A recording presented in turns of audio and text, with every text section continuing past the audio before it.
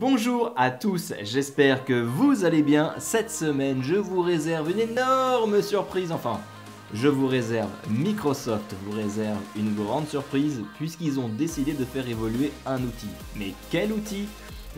Un outil qui permet de gérer les réunions productives sur lequel je vous ai déjà fait quelques épisodes. Eh bien, roulement de tambour, il s'agit de Microsoft Whiteboard.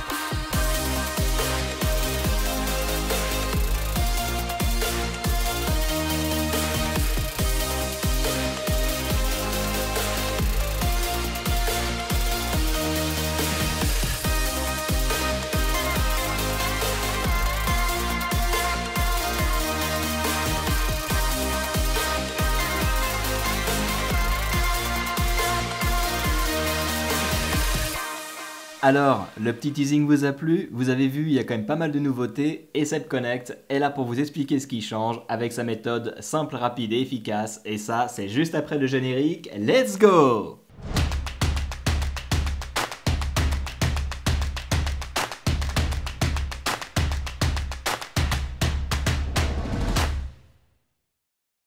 Et hop, nous voici donc dans Teams et je vais commencer par le début, à savoir comment vous connecter à Microsoft Whiteboard dans la nouvelle version.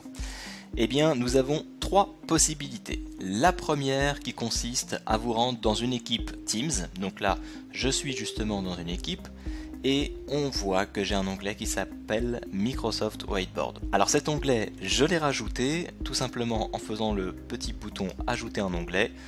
Hop, et en allant choisir l'application Whiteboard ici. Voilà. Donc j'ai l'application Whiteboard et si je clique dessus, il va donc me lancer la nouvelle version. Great job! Deuxième façon de lancer le Microsoft Whiteboard, tout simplement depuis une réunion Teams. Donc je lance une réunion, je ne vais pas utiliser ni le son ni ma caméra, il n'y a pas d'intérêt dans notre exemple. Je vais être tout seul dans ma réunion, mais ce n'est pas bien grave. Et si je décide de partager du contenu en lançant Microsoft Whiteboard, et bien là aussi, c'est la nouvelle version qui m'est proposée. Enfin, troisième et dernière façon de lancer la nouvelle version, je quitte ma réunion et je vais tout simplement aller sur une page web, je vais taper whiteboard.office.com. Il va me connecter avec mon compte Microsoft et il va me proposer mes anciens tableaux blancs.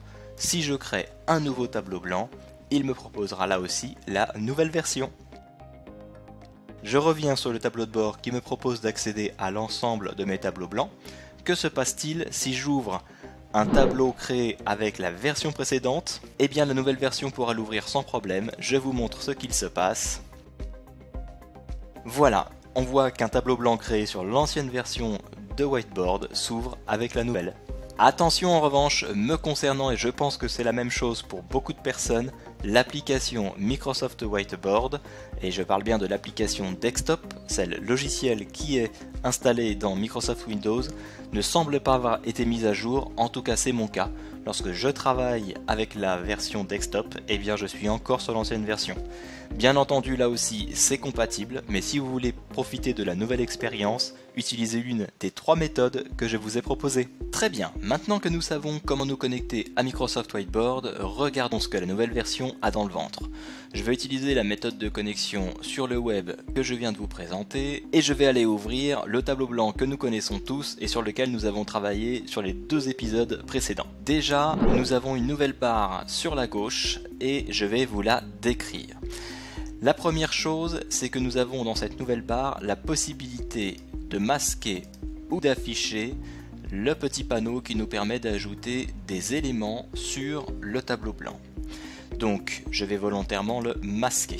Et nous avons également la possibilité de masquer ou d'afficher la barre d'outils qui nous propose les stylos, le surligneur, la gomme et le lasso. Enfin, nous pouvons passer en mode sélection pour bouger les éléments que nous avons positionnés sur le tableau blanc. Commençons par les stylos. Les nouveautés pour les petits stylos, c'est la possibilité par exemple de modifier la grosseur du trait. Donc je vais mettre la grosseur du trait à 5. Les couleurs, nous avions déjà la possibilité, ça reste inchangé. En revanche, la possibilité de mettre des flèches simples ou des flèches doubles.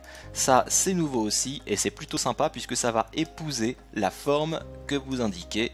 Voilà, on peut faire des traits plus ou moins arqués avec la flèche intégrée. Autre nouveauté, eh bien c'est ce panneau qui nous permet d'ajouter les éléments.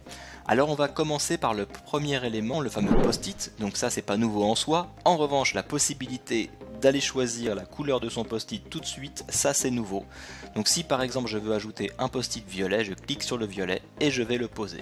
Un post-it vert, je clique sur le vert et je vais le déposer, vous voyez c'est ultra simple. Alors comme dans la version précédente, si on veut changer la couleur de son post-it parce que l'on a changé d'avis, c'est tout à fait possible. On clique ici sur la couleur et on la modifie.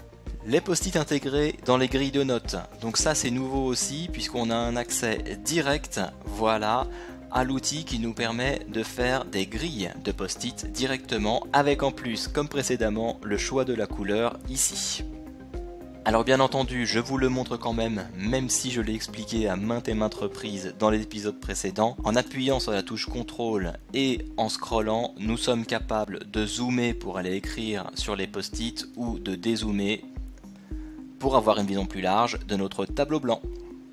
Le champ texte, eh bien pas grand chose de nouveau, on peut toujours écrire du texte, on peut toujours changer la couleur, on peut toujours modifier le texte, rien ne change. Les formes, ça c'est nouveau et c'est super pratique, on retrouve ici les flèches par exemple qu'on pouvait tracer avec le stylet, à la petite différence, c'est que celles-ci sont droites. Et on retrouve également d'autres formes, comme par exemple les ronds, les carrés, les triangles. La possibilité pour ces formes de changer la couleur à l'intérieur de la forme ou sur le contour de la forme.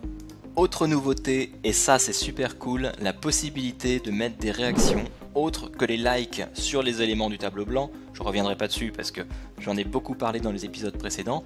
Mais là c'est nouveau, ce sont des réactions, donc on peut mettre des petits applaudissements pour féliciter par exemple quelqu'un qui a réussi le blind test ou de mettre des chants de validation, des petits cœurs, enfin voilà, place à votre imagination pour vos réunions. Vous avez également la possibilité d'intégrer des images, je ne le développe pas parce que ce n'est pas nouveau. Et puis enfin les modèles qui avaient déjà fait leur apparition dans l'ancienne version mais qui cette fois-ci sont plus nombreux, plus abouti et trié par thématique. Et comme vous allez le voir, en fonction de la catégorie que vous allez sélectionner, que ce soit du brainstorming, de la résolution de problèmes, de la conception de recherche, stratégie, planification de projet, rétrospective, jeu, atelier, apprentissage, eh bien vous avez une grande quantité de modèles à votre disposition et ils sont super efficaces. Donc par exemple si je prends de la gestion de projet, je vais voir à l'intérieur que j'ai un kick-off de projet. Je vais aller le positionner, voilà.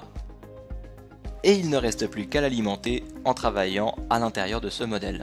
Alors, je vous laisserai les explorer, mais prenez bien le temps de les regarder parce que Microsoft en ont rajouté pas mal et ils sont plutôt bien faits.